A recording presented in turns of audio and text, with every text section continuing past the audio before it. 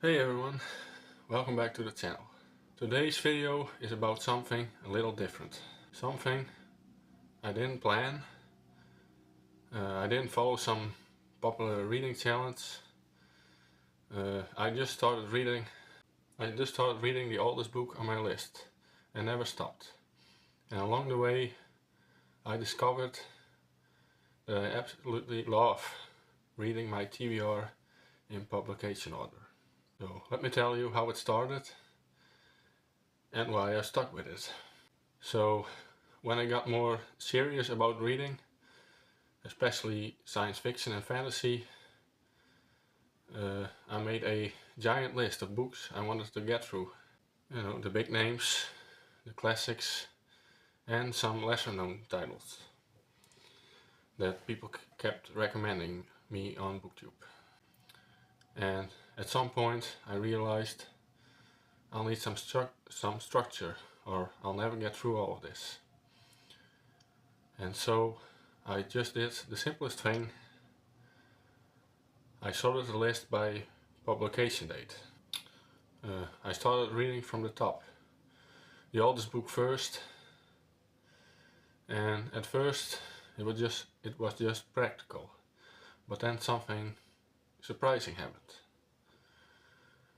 Reading in publication order turned out to be kind of amazing. What I found is that this order gave everything a new kind of depth. Books started to feel like conversations across time.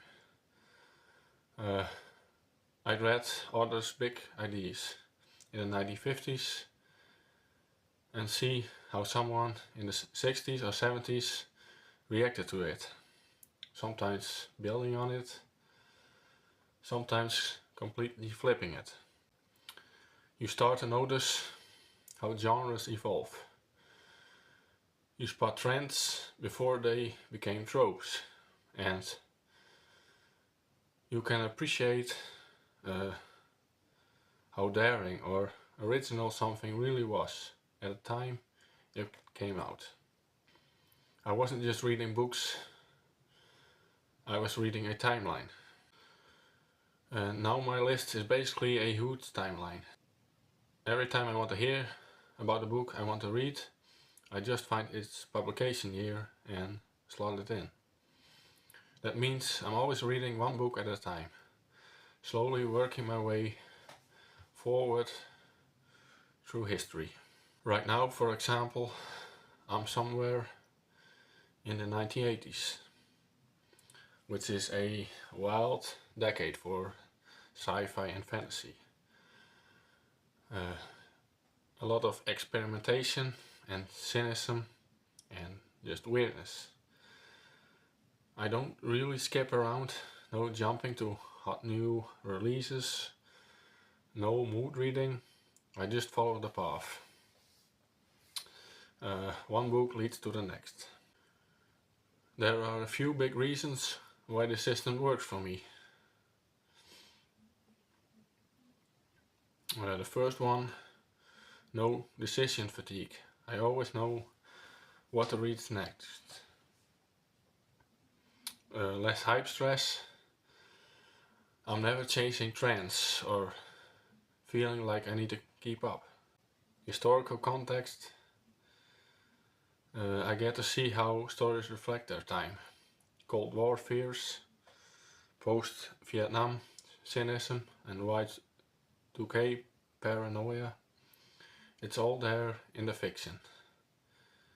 And it's satisfying. I feel like I'm building something, not just finishing random books, but slowly exploring the full shape of the genre.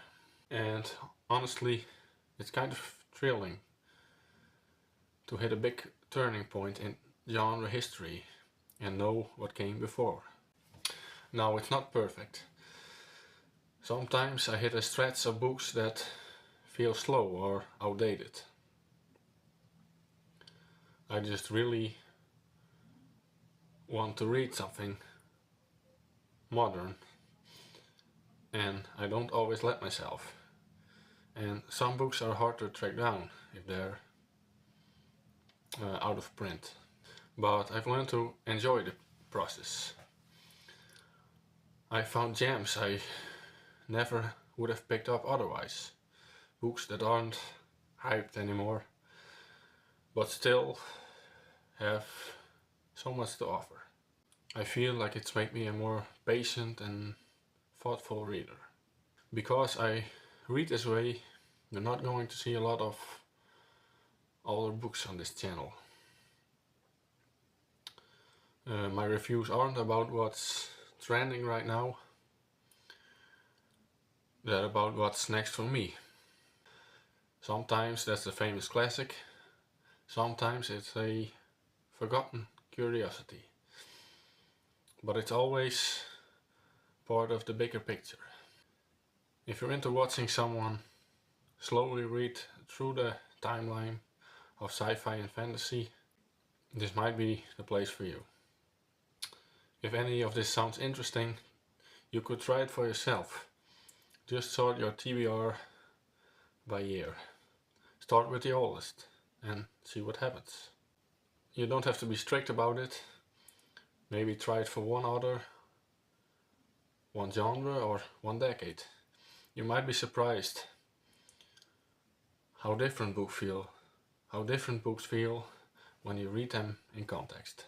So yeah, I didn't plan this, but I feel like it's one of the best reading decisions I've ever made, even if it's by accident.